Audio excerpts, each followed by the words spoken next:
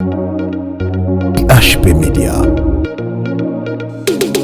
Mais si nous sommes tellement perfectionnés, nous sommes tellement kitoko. Et toi, les diamants, ils ont ça éclat dans nous. Si vous bateau, nous sommes dans le monde, et c'est là qui va sur direction, il y a une échelle. C'est comme ça que le Seigneur me dira, et c'est là, on s'est retrouvé avec le Seigneur, me dit, c'est une échelle pour nous rendre maintenant au paradis. Lorsque tu as dit comment échelle, je voulais maintenant comprendre.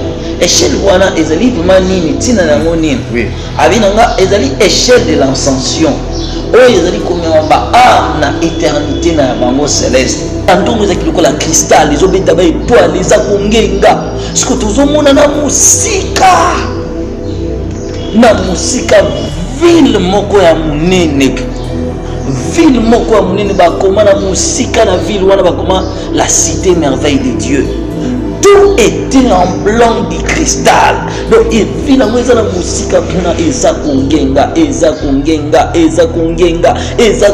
Ce que place biso to koma ki wana. Place wana to maki na etandi wana. To se retrouver avec un groupe de personnes au peut maki kuna. Batu wana bazaki na sengo. To kuti siko deuxième catégorie ba ange. Ba ange to mona ki liboso. Na ba ange wana to kuti baza différent. Ba ange wana ba ange to kutaki na cité na centre de recueillement to na centre d'immigration pour bazali mukie. Maintenant oyo to kutaki wana ba oyo wana biso to kutaki place wana na ba oyo to kende kuta ce qu'on entendu wana place to bimaki donc ba ko 14 fois plus géant que ba oyo biso to kutana na bon liboso parce que ba ange wana nyonso balata ba robe na ba comment la parole de Dieu, l'agneau de Dieu, Jésus-Christ. Et donc même si je vois aujourd'hui non, le nom du Seigneur Jésus-Christ, oui, c'est bien bon de rentrer au nom originel par rapport à Hébreu, mais moi le nom que j'avais vu écrit na ba robe ya ba ange wana ba comment Jésus-Christ en français ndenge biso tozali na français ndenge ba moni ba robe wana ba komi bakomi vraiment la langue on a compris que c'était le français. À part bakoma qui est na ba écrit ebelende na lobaka na ebandeli témoin on a ba langue araméen presque ba langue ebele mokili pe na ba langue soza céleste mais na ba robe wana j'avais vu vraiment qu'on a écrit Jésus-Christ. Donc ce n'est pas un tox pour un chrétien lorsque tu pries tu appelles le nom du Seigneur Jésus-Christ. Depuis l'enfance jusqu'à aujourd'hui nous prions le nom de Jésus-Christ et nous voyons les effets. Bien aimé, c'est le nom de Jésus-Christ qui est important. Le nom originel, le nom ceci, le nom cela, le nom ceci. Ce qui compte pour toi, c'est le Seigneur Jésus-Christ que tu as réussi. Bien aimé, je te dis qu'on croira dans mon malam. Alors on attend wana ma ange wana bangosko bazaki wana pona kwa accueillir biso ba amo to komaki wana ndenge to komaki wana batu so bazaki pressé bakende na ville wana parce que na ville wana kuna na musika ndeto zaki koka musique kuna ezaki kobeta musique ezaki kobeta ba tembo ezaki kobeta donc makelele ezaki kola ba bar ata 70 hours bati sangani ce que zobeta musique ndenge kuna ezaki donc ba so ya musique ezobeta makasi na esika biso to kita HP Media. Robe mwana mwasi wana alataki ya pembe ntango bandi kopusa na porte wana robe ya mwana mwasi wana edisparaître mwana mwasi wana akomi mbala moko alati sengle tolo na ye nyonso emati boye alati dakolan parce que mwana mwasi wana bandi koyoka soni abandi komisimba nzoto na ye abandi kokamwa elamba na ye ya pembe ekei wapi ba mèche et apparaître na mutu na etala ba suki ebele ba plante nyonso ebimi essaye lokola moto eboma ba kabelo ba mèche donc nzoka ezalaki nombre de plantes nyonso ya plantaka na mokili waka azalaka chrétienne mbala moko mwana mwasi otanga comprendre bongo akwei na mabele abandi kolela porte yango moko efungwami voi moko eyoka bi ma fille nyonso ozali na yango ezali ya ngai te mwana mwasi wana bandi kolabi zonga na mokili kende kozongisa biloko ya mokili ekoki kokota na nkembo na ngai te mbala bongo mwana mwasi wana abandi kolela Ecclésiaste mwana mwasi wana bandi kolela alobi ezali ngai te ezali mobali na ngai nazalaka nanga une femme chrétienne nazalaka nanga kolata biloko oyo te mais ntango nabali mobali na ngai azali kosepela na bote na ngai te mobali na ngai bandaki komona ngai ke na bebi naza su kitoko te abi mwasi anga foza kitoko il faut tchaka ba plante, il faut nataka ba kola, il faut mitika katika, il faut misalaka. Yesu abisie. Voix wana plutôt lobby. Abi ma fille, tu as accepté d'écouter la voix de ton mari que d'écouter ma parole. HP Media, la chaîne qui vous édifie.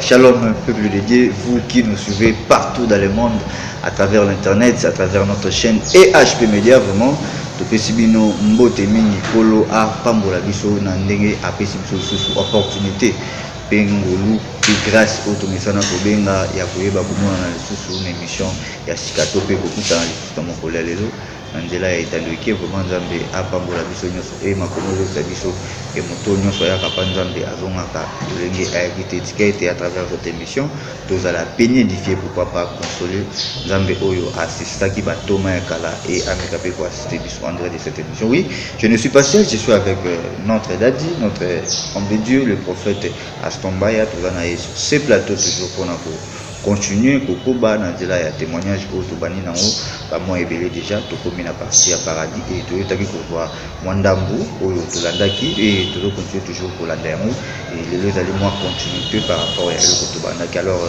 avant de passer, j'en profite de dire un grand merci à vous tous. Je demande de vous toujours pour soutenir nous sur la prière, dans le message, pourquoi on appelle na bino nanzela ya établi vraiment déjà ça force. Et c'est ça aussi l'amour au Christ attiqué la biso. Aimez-vous les uns et les autres. Tout le monde a besoin de le là. Parce que oui, beauté papa pasteur. Oui, mbote papa. Voilà, pendant partout dans le monde. Qui moi salutation pour la moto député dans le centre. Oui, topesi mbote na ba bien-aimés nyonso dans le Seigneur oyo tozali ko partager bondimi oyo ya tango ya boyeli ya Yesu Masia au église ezali ko se préparer pour l'enlèvement. Vraiment, je vous salue au nom du Seigneur et surtout je salue aussi tous les diasporas partout où vous êtes aux Hollandais. Encore cette tranche bénie par le Seigneur. Je vous salue au nom de Jésus-Christ. Merci beaucoup, ma promesse de Sabiso en toutes choses, tout le Seigneur Jésus-Christ, tout chaîne pour la Alpha, et pour débuter notre émission. Et voilà pourquoi tout le monde est pas dans l'eau, si on peut débuter par la prière. Voilà. Il n'y a pas de plus meilleur que toi, Seigneur. Il n'y a pas de choses qui sont vraies que la parole de Dieu. Seigneur Dieu, pour révéler ta parole à un homme, cela ne dépend ni de ses études faites, ni de son intelligence, ni de ses finances, ni de ses moyens aisés, mais tout dépend de la volonté que tu manifestes à la vie d'un être humain. Tu as voulu que nous puissions connaître la vérité, la vraie et la pire vérité que tu as préparée avant l'enlèvement de l'Église. Et Seigneur, nous sommes parmi ceux qui ont trouvé cette grâce d'annoncer à nos frères et sœurs et chrétiens qui nous suivent de partout le monde. Seigneur Dieu de grâce, ce matin nous allons partager ce que tu avais préparé de l'éternité pour nous. Seigneur, laisse que nos esprits soient disposés à transmettre la vérité telle que nous l'avons revue, telle que nous l'avons vue et telle que nous l'avons attendue. Mais loin de nous tout esprit humain, toute pensée de la chair, tout raisonnement, toute mauvaise pensée qui pourrait surgir au moment de la transmission de la sainte vérité telle que récit de Dieu. Éternel Dieu de grâce, l'ennemi est toujours malin. Il prépare d'autres cœurs méchants pour tordre la vraie évangile que nous sommes en train de transmettre de ce que tu nous as montré. Seigneur, donne à nos frères et sœurs un cœur disposé et un esprit disposé à accueillir ta vérité. Et à la personne qui va transmettre cette parole, nous souhaitons, Seigneur, que cela soit vrai tel que nous l'avons vu. Amen. Amen. Merci beaucoup. Merci beaucoup vraiment tous à la scotcher, disposé, parce que ma remède lobby s'est poussé par l'esprit que les hommes de Dieu parlent de sa part et Saint-Esprit a Kambabiso diront à cette émission jusqu'à la fin et Bible lobby. C'est le souffle des Tout-Puissants qui donne l'intelligence et la sagesse. Merci beaucoup, papa. Tout ce qui côté à paradis, j'espère que les lois de continuer ensemble. ensemble. Voilà, je pense que tous ceux qui sont centre d'accueil, mais avant de commencer, tout autant verset biblique ça peu important pour Nabiso par rapport à l'âge de l'église. La Bible dit dans le livre des Éphésiens, le chapitre 5, le verset 26. Éphésiens 5 à 6, chapitre verset 26 plutôt. 26, voilà. Afin de la sanctifier par la parole, après l'avoir purifié par les baptêmes d'eau, afin de faire paraître devant lui cette église glorieuse, sans tache, ni ride, ni rien de semblable, mais sainte, irrépréhensible. Voilà, que Dieu bénisse sa parole. Amen. La Bible parle de l'église de Dieu qui doit être présentée devant Dieu. Cette église doit être sans tache, ni ride, ni rien d'essuyé. Dieu nous appelle à une vie sanctifiée de tout le péché, purifiée par l'eau du baptême ou par le sang de Jésus-Christ, afin que cette église soit prête à rencontrer l'époux. Bien-aimé, et cette sainteté sera produite par la parole du Seigneur lorsque nous acceptons, lorsque nous recevons la sainte vérité de Dieu et que nous le mettons en pratique. Voilà, bien-aimé, na bandiete na épisode où utikoleka tozalaki quoi aborder ba détail par rapport à la visite d'ambition na paradis. Bon, notre visite au paradis ne nous a pas laissé indifférents. La première étape, on a tozalaki na centre d'accueil. Ezalaki esika o ba am nyonso bazalaki ko koma lorsque batuana ba uti na mokili. Ce chrétien-là, c'est-à-dire bah, âme victorieux, to bah, racheté délateur, lorsque bazali ko attendre le premier niveau céleste, bazali ko koma d'abord na esika wana, ezalaki première place oyo. To sila ikokoma pe na Seigneur. Na sila ikoloba si l'ambiance oyo ezali ko passer na kati endroit wana, que l'ambiance était totale, bato bazali ko sepela, les âmes vraiment, ezalaki pe le lieu de retrouvailles ya ba saint. Bato nyonso bautaki na mokili oyo basila kokoma na esika wana. Mais na bato nyonso ba attendraki place wana, moto moko te abande ko sepela koloba ete ce sont peut-être mes efforts ou mes bonnes œuvres ne permettre ngai na atteindre place wana. Mais c'était plutôt bato bazaki surpris na kotala ete yepe akoke ko se retrouver na esika wana. Bien aimé, endroit wana ezaki tellement un lieu de surprise par lesquels baton choisaki étonné dans le monde à mutumosusu ou à s'attendaka peut-être té mais ba ko se retrouver encore na sikawana. La jouissance ezalaki na sikawana et sengo moko ezalaki na niveau moko extrême o na mokili joie wana etikala ko zalate ndenge na sila ko la fois passée était que na jouissance céleste ils en a joie mon côté na mokili et ko se comparer ne sengo ezalaki na place wana. Alors ngai na zalaki perdu na kati ya foule de joie, na kati ya sengo wana ezalaki na kati ya sika wana ko sepela. Vraiment je ne pensais pas retourner sur la terre et j'avais dit que na monaki ba ange o bazalaki ko servir bato baji bajango ezalaki kwa milangi moko plastique ezalaki kwa baji moko naturel o bazalaki ko servir bato. Pe chose étonnante encore na ko retrouver ba fruits. Mais la question que je me suis posée à ce moment-là, je dis, mais comment Moutou a recollié les sika oyo? Alors, l'ange là me dira maintenant tellement que s'est retrouvé au milieu des anges et de la jouissance des âmes qui étaient mélangées avec les hommes, bah, ange jusqu'au bazaki tellement étonné, na comment Moutou aïe qu'on s'est retrouvé na katina sika wana. Akomona mutu aiko se retrouver na esika wana oyo ezali apparaître impossible pour l'éternité, mais mutu a vaincre quand même la corruption du monde oyo ba ange batikala ko ça la guerre pareille vivre sur la terre là où le diable règne et remporter la victoire pour l'éternité. Alors l'ambiance était totale, collée à nourriture. Alors l'ange là me dira maintenant que l'homme a été créé dès son origine pour manger. Dieu, la Bible dit dans le livre de Genèse chapitre 1, il donna à l'homme toute la nourriture. Là, c'était la position de l'homme sur la terre. Lorsque Dieu bénit le 7e jour, Dieu dit que toute la terre produise des animaux. Dieu créa l'homme à son image. Et voici le verset 29, Genèse chapitre 1, verset 29. Et Dieu dit, voici, je vous donne toute herbe portant de la sémence et qui est à la surface de toute la terre, et tout arbre ayant en lui du fruit d'arbre et portant de la sémence, ce sera votre nourriture. Alors, il me rappellera ces versets pour me dire que dès l'origine de l'être humain, l'homme a été créé pour manger. C'est pourquoi même à son passage de l'éternité, toi, qu'on retrouvait encore la nourriture. C'est pourquoi je me souviens, lorsque Jésus-Christ parlait, il a dit que plusieurs viendront des 4 coins de la terre, qu'on se retrouver dans la table avec Abraham. Et c'était comme ça maintenant que cet ange-là me dirait. Mais notre visite, comme j'avais dit, à la fois j'étais accompagné par les seigneurs et à la fois j'étais aussi accompagné par les anges du Seigneur. Et c'est comme ça que après quelques minutes, na kati ya jouissance, wana, to na kati ya place wana esengo, to ko se pela, ko se réjouir. Après quelques minutes, maintenant, to qui son moko ebeti, trompette moko ebeti. La trompette est bête qui vraiment avec éclat. Lorsque trompette wana ebeti makasi, âme nyonso bazaki na centre de recueillement, pensant que c'était déjà le paradis. Or, ce n'était pas encore le paradis.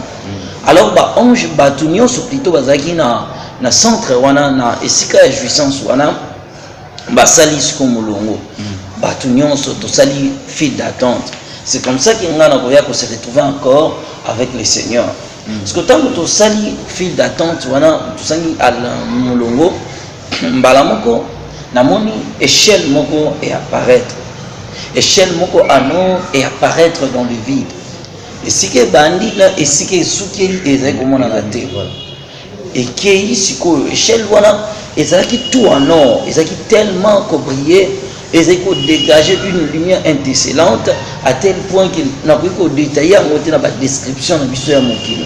Parce qu'on a moko tala étoile wana échelle wana ezali ko briller, ezali tellement kongenga. Mais si que wana nyonso ezali tellement perfectionné, nyonso ezali tellement kitoko. Étoile wana ezali kongela, ezali lokwa ba diamant, ezopesa ba éclat nango. Siko bateau nyonso bazalaki na mulongo wana, esengelaki bazwa siko direction ya komata na échelle wana. C'est comme ça que le Seigneur me dira, esengeli siko là, on se retrouve avec le Seigneur, me dit esengeli tomata na échelle pour nous rendre maintenant au paradis. Lorsque tu as dit comment échelle wana, je voulais maintenant comprendre. Échelle wana ezali vraiment nini tina nango nini. Oui. Abinanga ezali échelle de l'ascension. Ezali komema ba âme na éternité na bango céleste. Chaque manche ya batu wana bazali kotia na mokili ezali kolakisa image ya conduite ya batu na se ya mokili. Je pense dans le livre de Colossiens chapitre 3. Colossiens chapitre 3. Oui. La Bible dit ceci.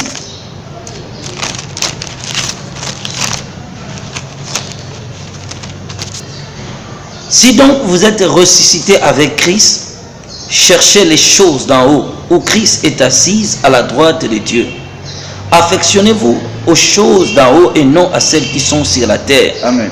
Car vous êtes morts et votre vie est cachée avec Christ en Dieu. Amen. Quand Christ, votre vie, paraîtra, alors vous paraîtrez aussi avec lui dans la gloire. Amen.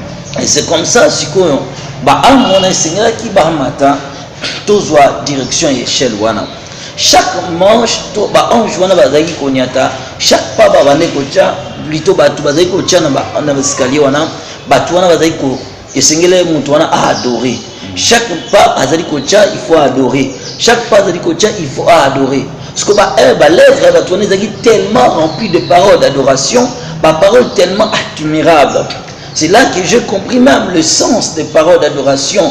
Et j'ai compris que lorsque j'étais dans cette échelle, le Seigneur me parlait d'un homme aussi qu'il a adoré sur la terre, c'était Papa l'un ou l'autre. Oui. Il était tellement rempli de paroles d'adoration, à tel point que lorsqu'il adorait le Seigneur, avec bouger l'atmosphère céleste. Et c'est comme ça, na chaque fois batouana bazali kocha, bazali komata na échelle wana bazali ko adorer. Bazali kocha donc ils sont le monde à adorer. Donc chaque pause il faut lever la grandeur de Dieu.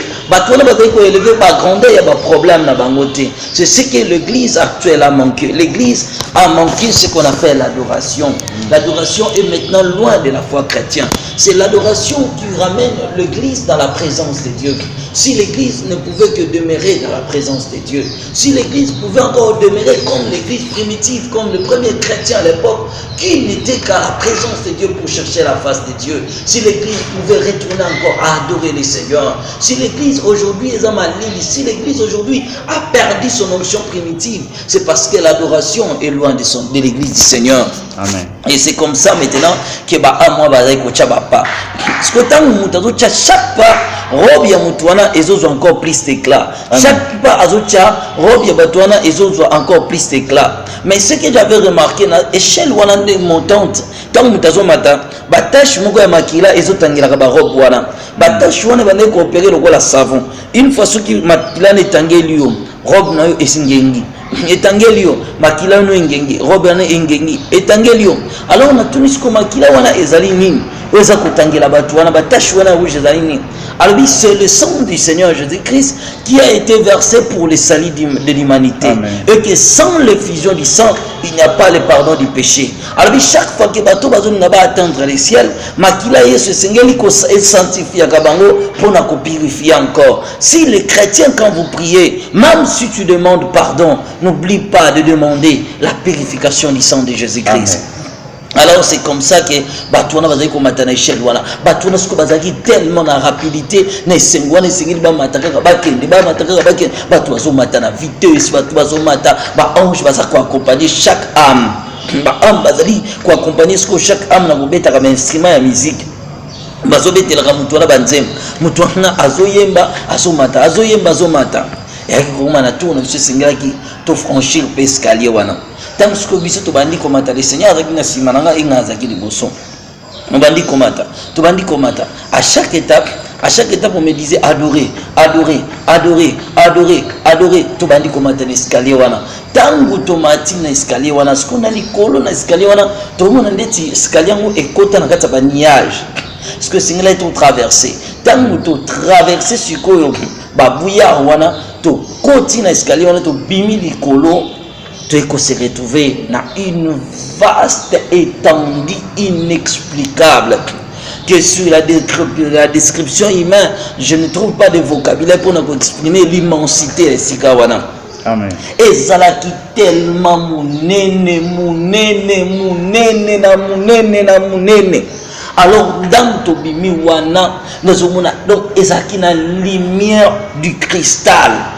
Bazaki na moïté mais lumière o ezalaki wana ata moi nanu éclaira bongo te na sika na mokili nanu moye bima bongo te donc ce que je lumière ya sika wana o sangisi ngo ndenge biso za lumière du jour na 12h bazui lumière wana ba tiango o tali lumière na so mokili mabutu o wana de ma lumière ezalaki na lumière moko impossible. Je voyais maintenant des banderoles volées en éclats et ça coupait pas dans l'espace ma banderole de milliers de banderoles. Bah comment le paradis de Dieu, la cité merveille de Dieu, le paradis de Dieu, la cité merveille de Dieu, le paradis de Dieu, la cité merveille de Dieu. Bah banderole, bah comment l'agneau de Dieu, bah comment Jésus-Christ est Seigneur, bah comment pour dire au peuple de Dieu qu'il n'y a que des salis au nom de Jésus-Christ. Actes des Apôtres chapitre 4 le verset 12, Bible le bien sali na kombo mususu ezalité. Nul ne sera sauvé hors du nom de Jésus-Christ. Amen.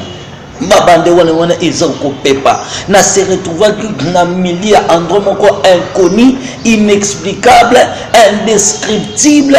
Donc c'était impossible à expliquer. Donc esengo oyo tolobaka mutu atondisami na esengo eleki donc okomi na esengo moko donc nazoyeba te ndenge na koexplike yango na endroit wana siko toyeka endongo ezaki lokola cristal ezobeta ba étoile eza kongenga siko tozomona na musika ville moko ya munene bakoma na musika na ville wana bakoma la cité merveille de Dieu. tout était en blanc du cristal. Donc il vit la maison de musique à Eza Kongenga. Ce que place biso to koma kiwana. Place wana to maki na etandi wana. To se retrouver avec un groupe de personnes on peut babima kipina. Batu wana bazaki na sengo. To kuti siko deuxième catégorie ya ba ange. Ba ange to mona ki liboso. Na ba ange wana to kuti baza différent. Ba ange wana ba ange to kutaki na cité na centre de recueillement to na centre d'immigration bango bazali mukie. Maintenant oyo to kutaki wana ba oyo wana biso to kutaki place wana na ba oyo to kende okuta siko na etandi wana place to bimaki donc ba ko 14 fois plus géant que ba oyo biso to kutana na bon liboso parce que ba ange wana nyonso balata ba robe na ba comment la parole de Dieu, l'agneau de Dieu, Jésus-Christ. Et donc même si je vois aujourd'hui non, le nom du Seigneur Jésus-Christ, oui, c'est bien bon de rentrer au nom originel par rapport à Hébreu, mais moi le nom que j'avais vu écrit na ba robe ya ba ange wana ba comment Jésus-Christ en français ndenge biso tozali na français ndenge ba moni ba robe wana ba komi bakomi vraiment la langue on a compris que c'était le français. À part bakoma qui est na ba écrit ebelende na lobaka na ebande directement on a ba langue araméen presque ba langue ebele mokili pe na ba langue mosuza céleste mais na ba robe wana j'avais vu vraiment qu'on a écrit Jésus-Christ. Donc ce n'est pas un tox pour un chrétien lorsque tu pries tu appelles le nom du Seigneur Jésus-Christ. Depuis l'enfance jusqu'à aujourd'hui nous prions le nom de Jésus-Christ et nous voyons les effets. Bien-aimé, c'est le nom de Jésus-Christ qui est important. Le nom originel, le nom ceci, le nom cela, le nom ceci. Ce qui compte pour toi, c'est le Seigneur Jésus-Christ que tu as reçu. Bien-aimé, je te dis qu'on croira dans ton malade. Alors on attend ma ange wana bangosko bazaki wana pona kwa kei biso ba amo to komaki wana ndenge to komaki wana batu sko bazaki pressé bakende na ville wana parce que na ville wana kuna na musika ndenge to zaki koka muziki kuna ezaki ko beta muziki ezaki ko beta ba nzembo ezaki ko beta donc makelele ezaki kola ba bar ata 70 hours bati sangani sko zo beta muziki ndenge kuna ezaki donc ba soya muziki zo beta makasi na esika biso to kitaki siko mabele ya place wana eza lokola mabele na biso ya mokilité bango eza lokola ba matière précieux mélangé on a lokola ba diamant basangisa ba or basangisa ba matière ebele ndenge japesaka vraiment description ya Nouvelle Jérusalem ndenge kozala ndenge pe biso place wana to trouvaki sikoyo ba matière précieux wana ezaki mélangé na mabele ya place wana ezaki lokola bozoni ya tasiko ba pierre précieux wana. Et pas ce que tu as se rendre dans la ville wana na direction biso kitaki ezalaki na 12 directions où eza comme masco na grande ville où tu sais comment na musika ba direction wana ezalaki ba chaussée moko ya minene banzela minene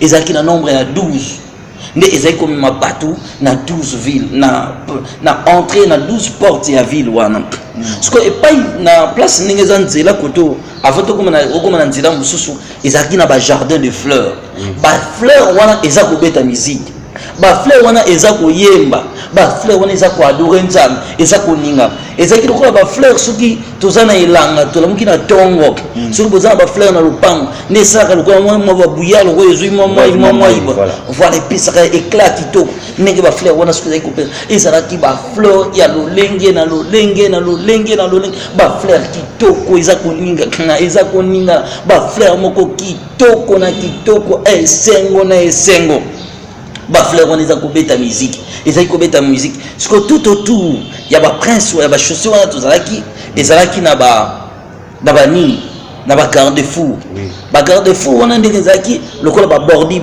nango wana pe ba tia ba garde-fou ba prince wana ezalaki lokola cristal ba pierre précieux mélangé donc ba tracer on ndenge biso na mokito kataka ba boulevard na ba bande ba kataka na prince ndenge pe wana bakataki na ba chaussée wana ezaki na ba bande bakata parce que tout ezaki en cristal ba prince wana ba chaussée wana ezako ngenga parce que ndenge to telemaki wana tellement que batu nyonso bazaki wana bazaki tellement agité esengelaki bakende na ville wana ba ange jusqu'au bazaki wana ba ange musu bazaki ba historien bango baza wana baza ko betela batu banzembo baza ko expliquer batu esika boye baza ko bisa batu te esika sengeli beaucoup se rendre et sengeli beaucoup kende siko na grande ville batu wana bazo sepela tozaki ko sepela batu vraiment.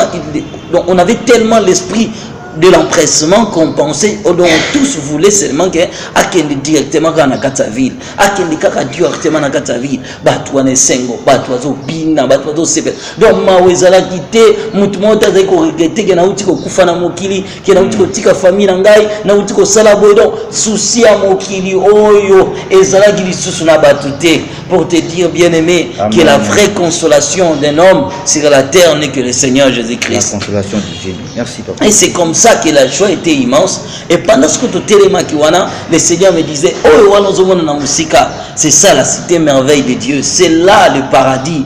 Donc, et Seigneur Sikoyo, ils ont un service,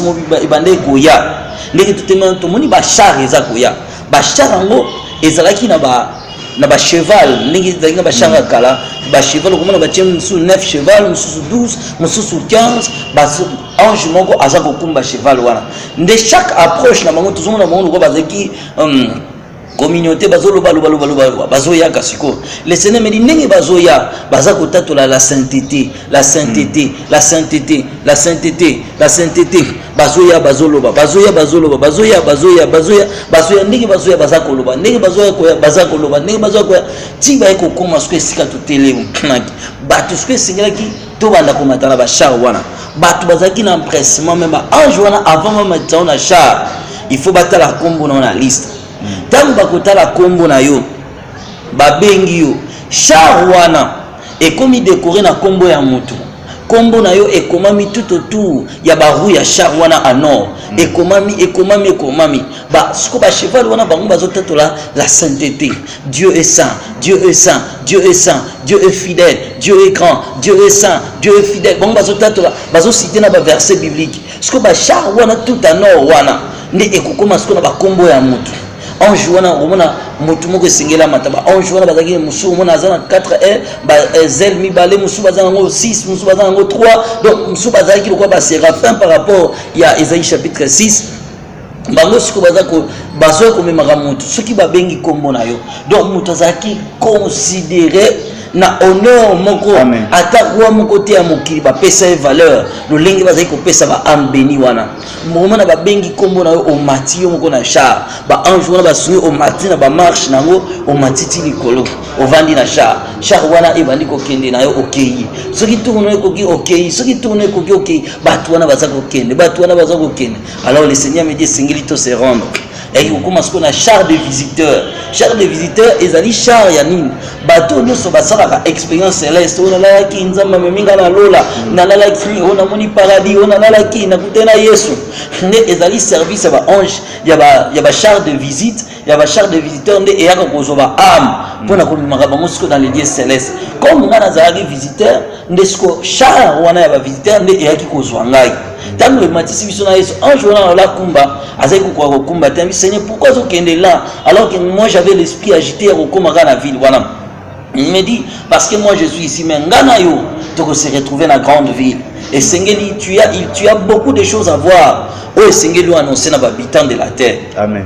Alors tout tika la kisiko na ange wana na char tant to bandi ko kende wana ngasiko na zotala kana ba jardin wana ezaki pe na banzete ngo ezaki na ba fruits moko tellement mûr vraiment ba fruits moko était là ya ba sorte nyos ba fruits mususu toliaka ngona mokili ba fruits mususu pe on a trouvé ki wana ezaki ba fruits célestes nde to bandi koya na zotala kisiko na kati ba jardin wana ce qu'on a kati ba jardin wana je remarqué que je trouvais des hôtels hôtel batonga hôtel na kati ba jardin ba hôtel ngo ezomisa milika pe namoni ba ange mususu balati banzambala ba ange wana basimbaki ba encensoir bazo agitaka ba encensoir wana bwe baoningisaka ba encensoir siko ndenge baningisaka ba encensoir wana baza ko adorer bazo ningisa siko encensoir wana ezomisa milinga wana ezalaki solo kitoko donc solo ya parfum oh nanu na yoka parfum modèle wana te solo moko ya parfum kitoko ba parfum soto pompaka na mokili ato sangisi yango tu ba marque kitoko ba parfum to utilizaka ekokoka jamais na solo ba parfum wana solo moko ya parfum kitoko. Maintenant ce qu'on a récolté tout na ange wana na tunisco pour la nini bango baza sans repos et sans relâche bazo ningisa kaka ba sanso wana bazo lobaka bazo kumisa kaka nzambe pe hotel wana pourquoi ezana kata ba jardin wana ange wana ebisingabo ba sanso o eza koningisa milinga ezali ba prière ya ba saint o baza ko sambela na mokili nde lo sambo na bango tango emataka na lola et parfumaka le lieu céleste. Gloire à Jésus. Apocalypse chapitre 5, le verset 8. Amen. Quand il y eut pris le livre, voilà, je pense que c'est le dernier verset qu'on avait rempli. Apocalypse chapitre 5, je préfère seulement commencer à partir du verset 7 jusqu'au verset 8. Il vint, il prit le livre de la main droite de celui qui était assis sur le trône. Quand il y eut pris le livre, les 4 êtres vivants et les 24 vieillards se prosternèrent devant l'agneau.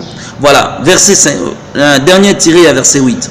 Tenant chacune une harpe et des coupes d'or remplies de parfums qui sont les prières des saints. Amen. Qui sont les prières des saints. Alors, ezali ba prière ya ba santu.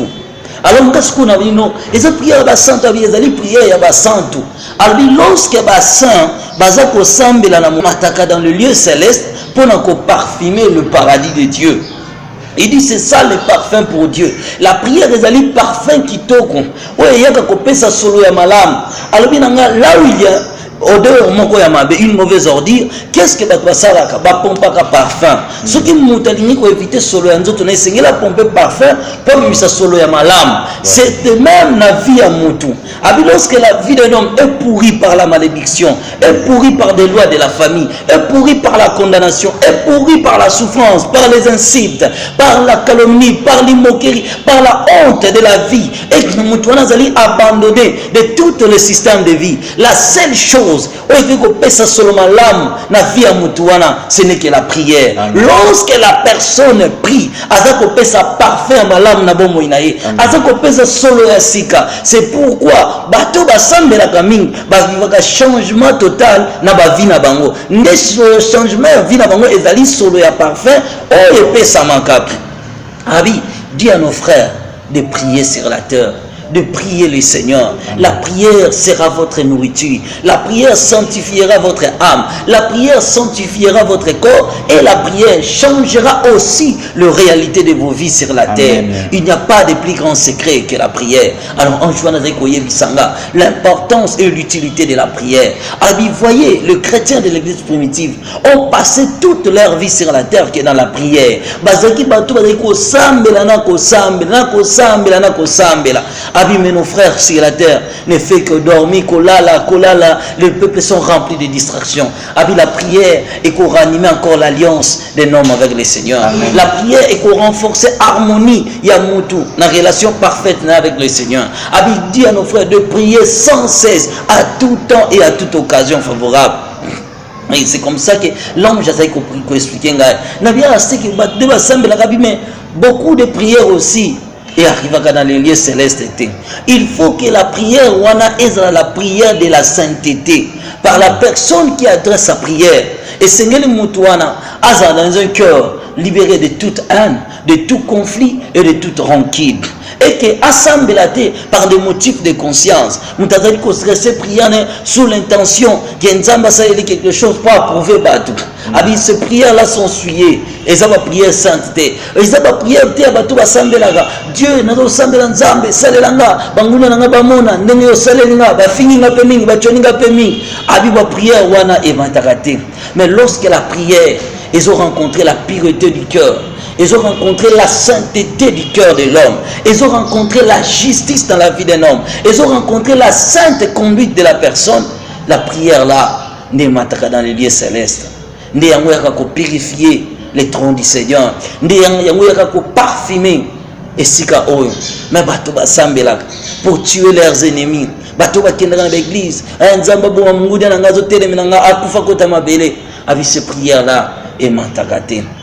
Il faut que prière wana et atteindre sainteté et pas une âme. Il faut que prière wana et atteindre sainteté Ce qui nous tourne dans le conflit, il rancunier. Prière n'est que vous allez exaucer et que vous m'attendez dans les lieux célestes.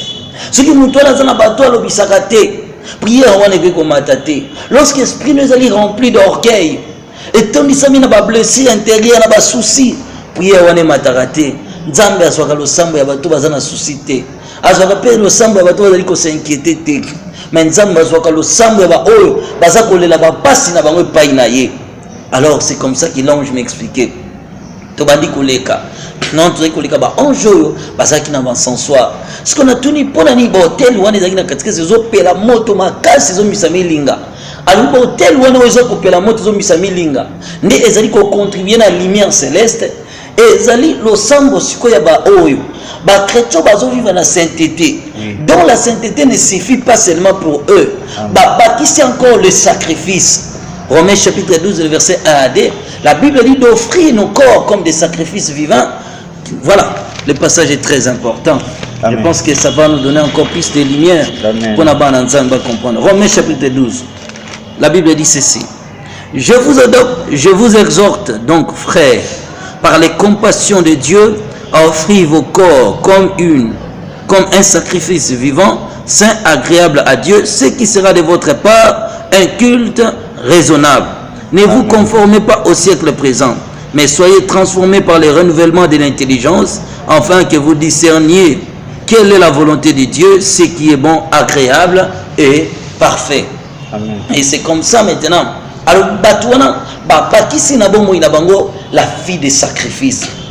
Alors, certaines choses sont exaucées dans la vie des gens. Lorsque Batubazo vit dans la vie des sacrifices, il me parlait maintenant de degrés de sacrifice. Oh, il faut renforcer encore le parfum céleste. Alors, le fait a pour rôle de consommer.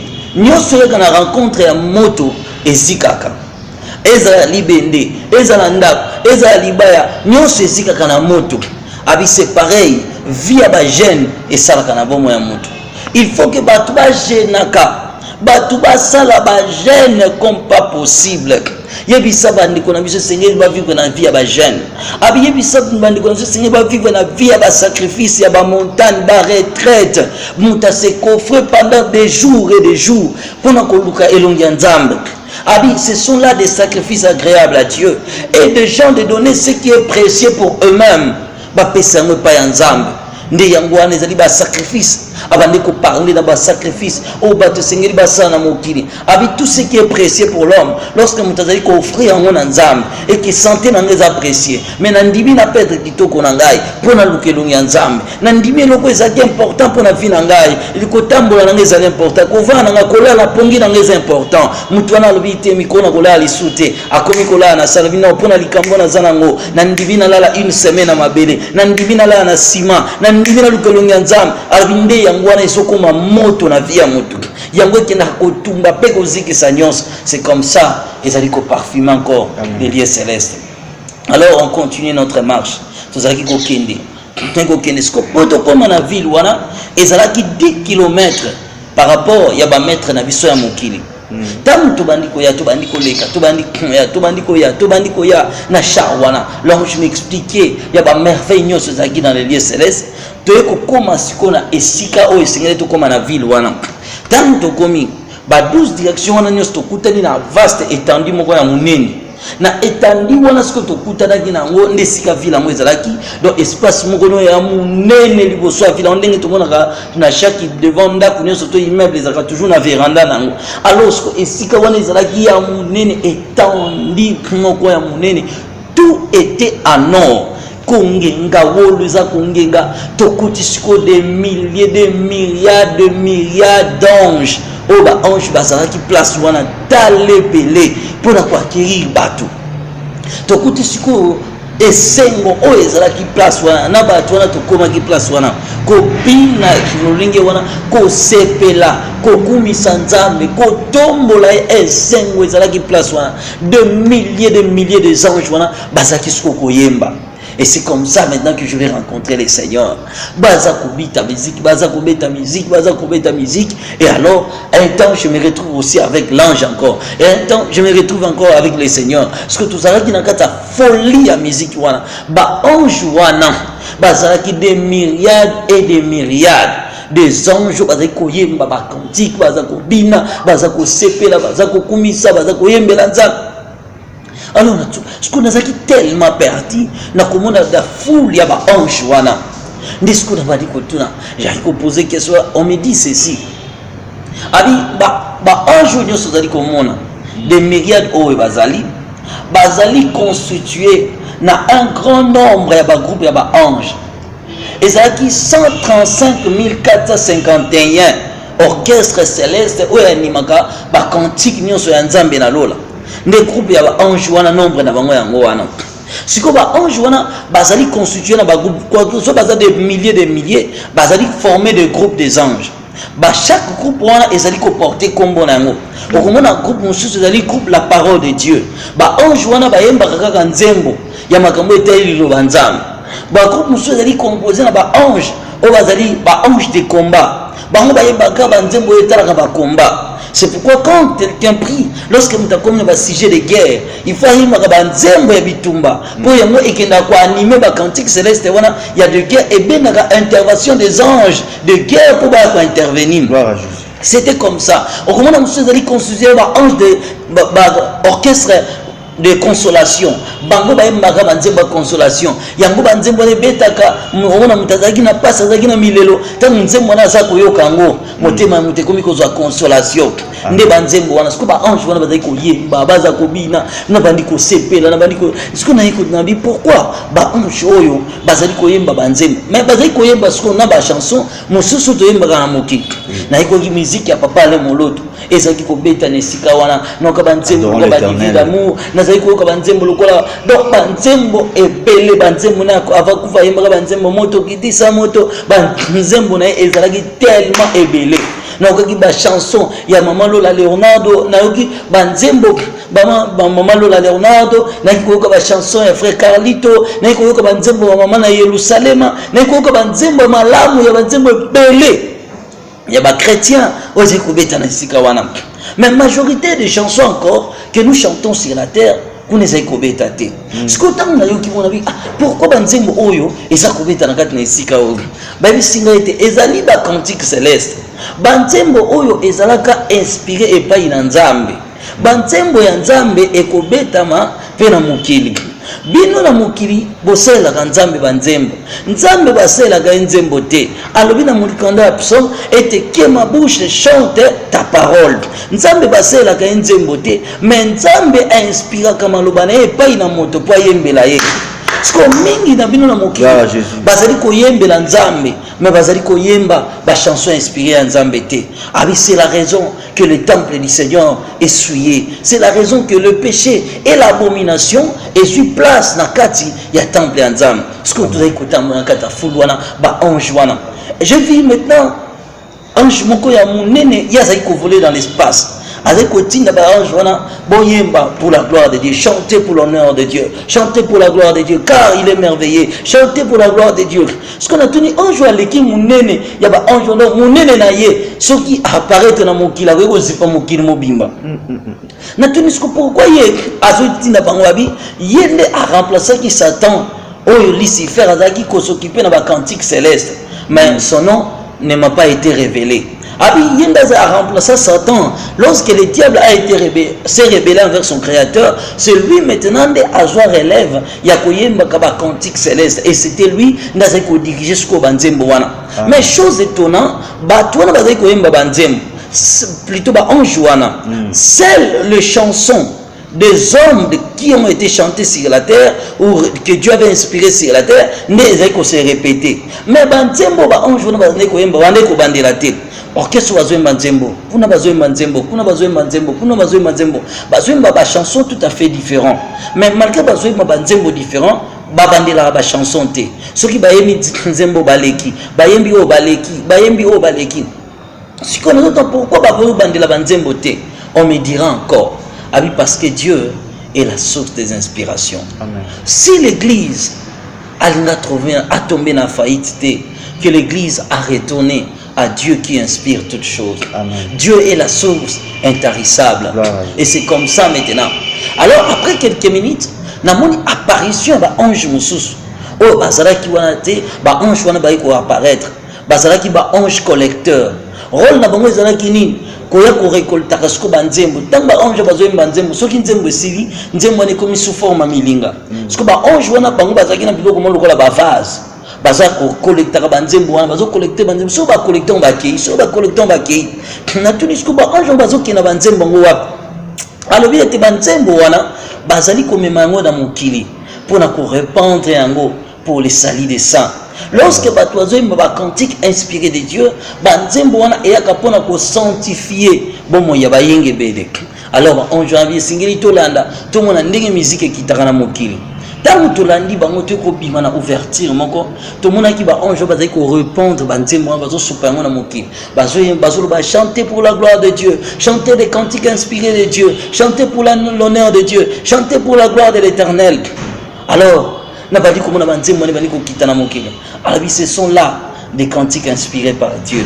Mais ces cantiques, ekozwama bato bakoyemba yango ekozala kaka ba oyo bazali ba adorateur, bazali ko vivre na kati ya crainte ya nzambe, bazali ko vivre na kati ya sanctification. Lorsque bango bakoyemba ba chanson na bango ekokende na mokili eko sanctifier bato, ekolongola ba problème na kati ya bato, ekolongola ba malédiction na kati ya bato, ekolongola botutu na kati ya bato, ekobenga na milimu mabe na kati ya bato.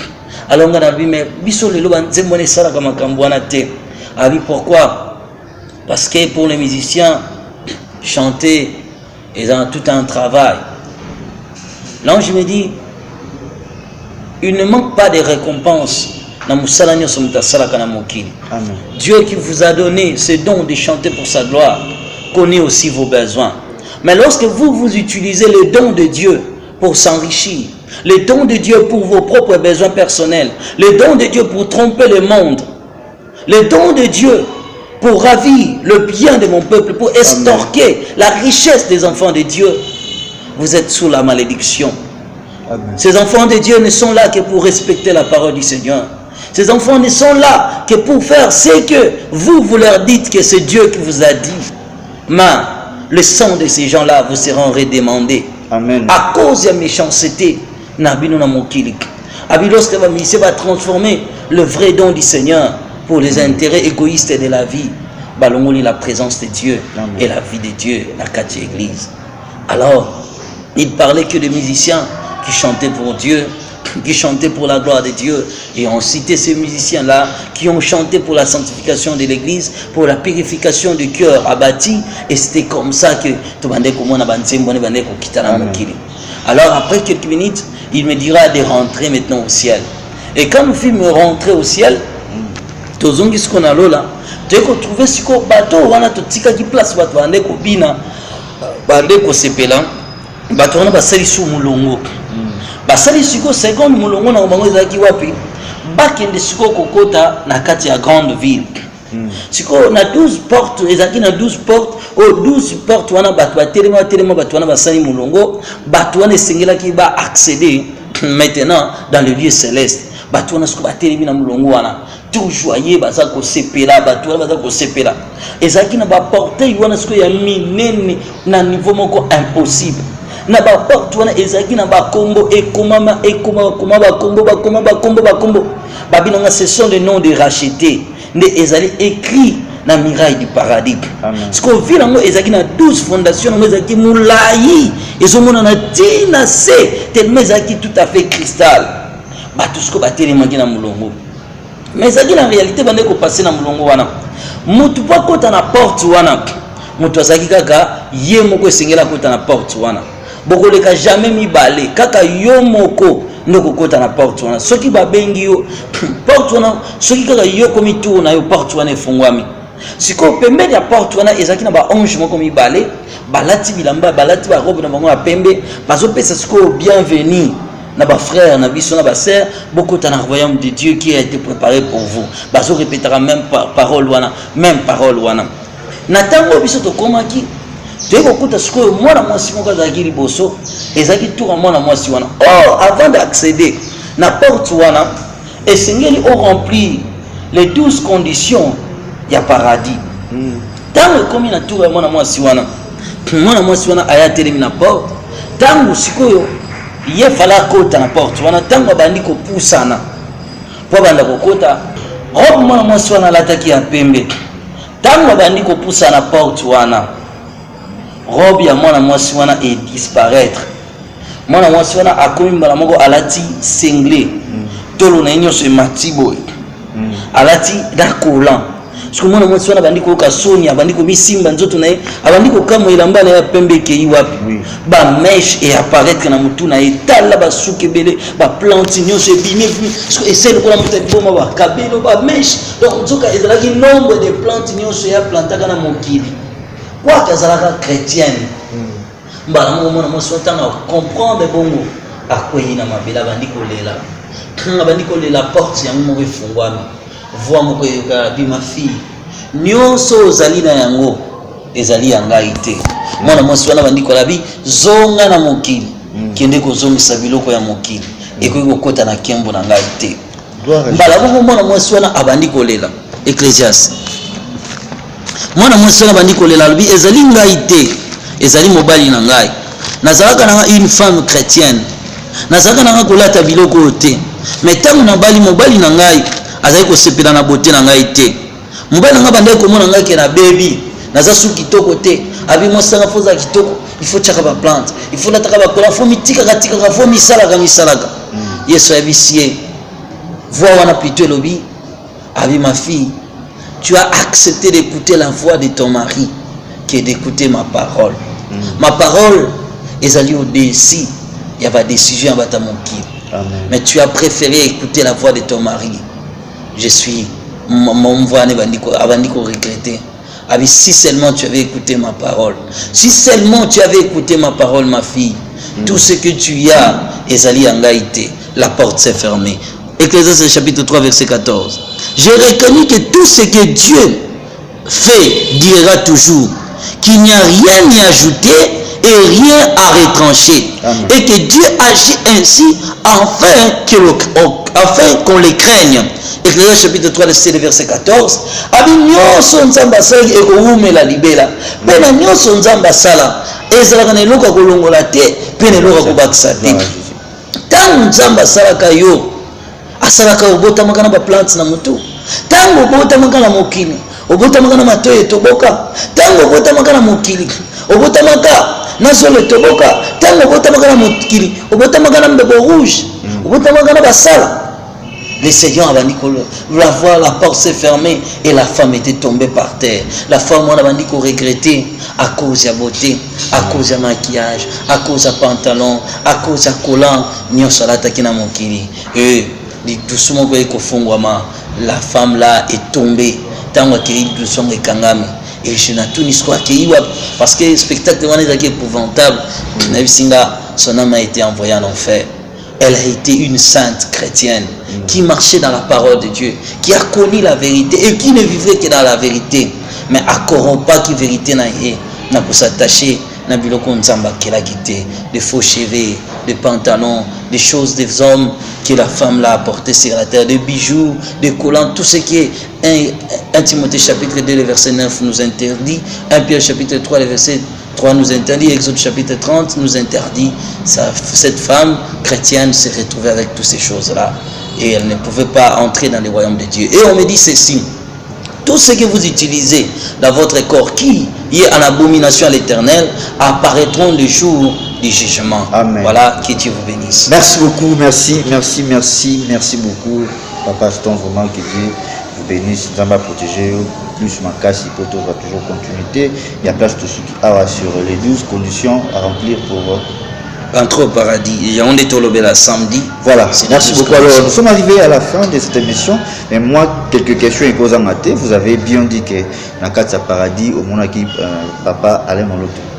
Non, non, on a commis good non, on a été bas chanson. Bas chanson, on a été donc Betty, à part bas chanson, les gens vont poser des questions. Quand on a dit on a alors, on a besoin de Ayoka en PV parce que Ngonga, ils allaient moi émission ezali moi temps yangonga télévision ezalaka vraiment bon et puis continuité ezali toujours mais yom toujours linga au précipité le numéro de notre prophète est là, numéro de téléphone plus 243 82 26 82 371 plus 243 82 26 82 371 et surtout aussi vraiment je présente mes excuses à bas chrétiennes qui se plaidaient à tout moment par rapport que souvent on m'appelle, je ne décroche pas.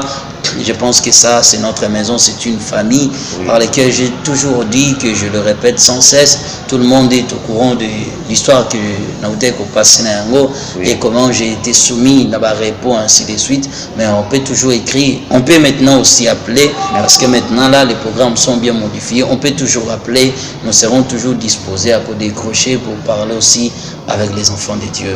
Merci beaucoup, merci à vous tous de nous avoir suivis. Posez vos questions.